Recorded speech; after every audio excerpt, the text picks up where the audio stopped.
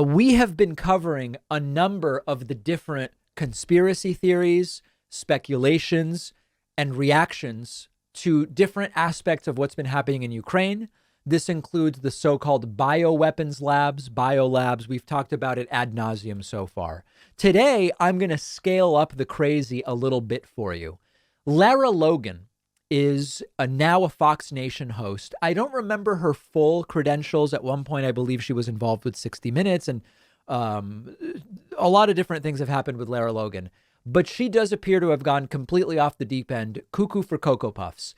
And her latest claims, this is just completely outrageous. She said that, first of all, she does soft anti-Semitic propaganda, repeats Russian propaganda, and also starts to take a sort of supernatural, occult, demonic perspective on what is happening. You have to see this to believe it. Let's just jump into the first clip. And by the way, this is all happening on Real America's Voice. So even the venue in which the conversation is happening is whacked. Take a listen. Something is very wrong with Lara Logan. What troubles me about the moment that we're in is that we have such a selective and a narrow reading of history. You know, President Zelensky may be Jewish, but he's not the only one in this who suffered during the Second World War, whose ancestors suffered, right? I mean, look at Putin. How many relatives did he lose in the siege of St. Petersburg? So right off the bat, Zelensky may be Jewish. There may be a history of anti-Semitism, but other people have also suffered. Like Putin. Oh, okay. All right. Go on. People don't know their history. They don't know what made Vladimir Putin. And I'm not I'm not defending him. I don't need to defend Vladimir Putin. Well, these are sort of the soft apologia that we've seen of Putin. And it's also not that heavily veiled anti-Semitic stuff as well. I mean, what is it? Zelensky's Jewish butt? I mean, what is she even talking about? And then it really goes off the rails. If you think this is wacky, just wait.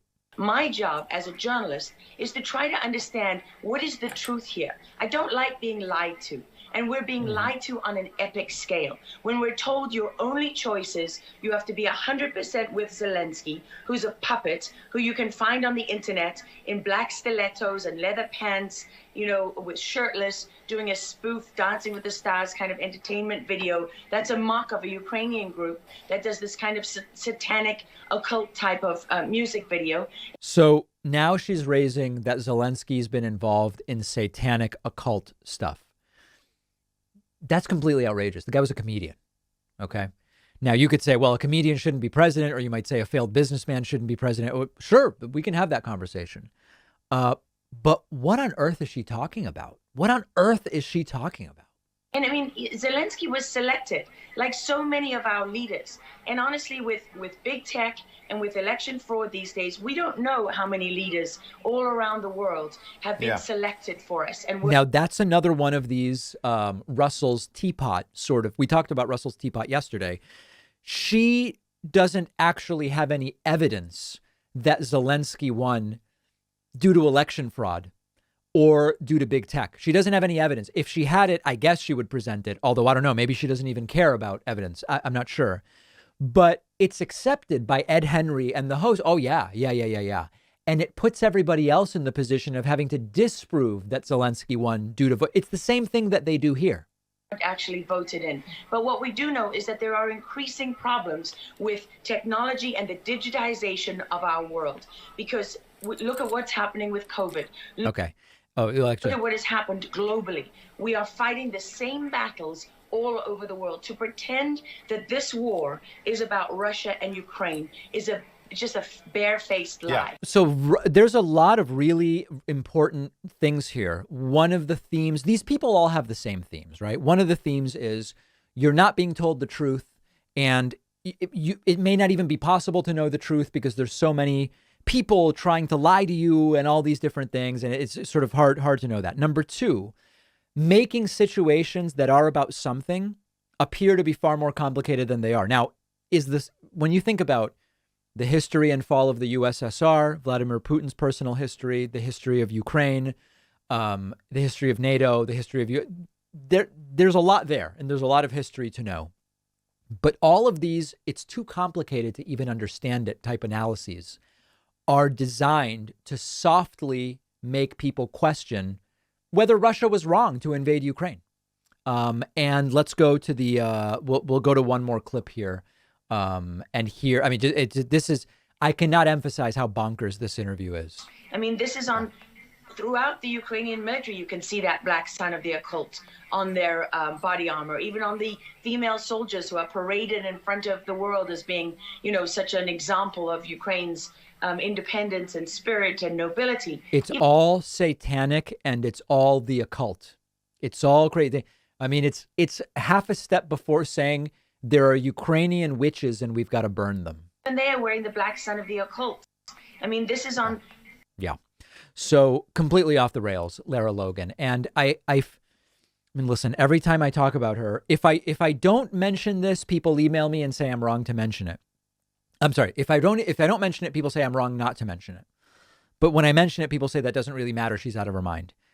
Lara Logan was assaulted. I believe it was when she was covering the revolution in Egypt. That's terrible. She may be suffering PTSD. And anything may be going on. Her perspective on COVID has been whacked. I mean, just whacked. And now this kind of like veiled anti-Semitism, Putin apologia, there's satanic occult stuff going on. This is wacky, wacky stuff. And to whatever degree this has to do with what she experienced, I don't know, but I'll put it all out there. We'll have these clips on our Instagram, which you can find at David Pakman Show. One of our sponsors is Nebbia, who's introducing their newest shower head, the Nebbia by Mon Quattro. It was designed by former NASA engineers who spent years researching how to save water. Quattro is the world's best high-pressure water-saving shower head, starting at just $119. And Quattro uses 40 to 50% less water than traditional shower heads, helping the planet, helping your wallet, still giving you the high-pressure water stream you love with 4 different spray modes. Literally takes 1 to 2 minutes to install.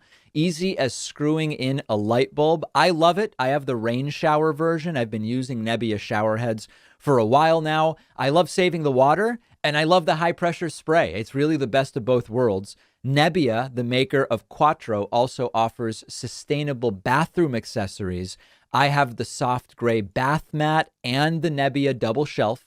The Quattro shower head is just $119, but Nebbia is giving you 10% off when you go to nebbia.com/Pakman and use the promo code Pakman. The link is underneath this video.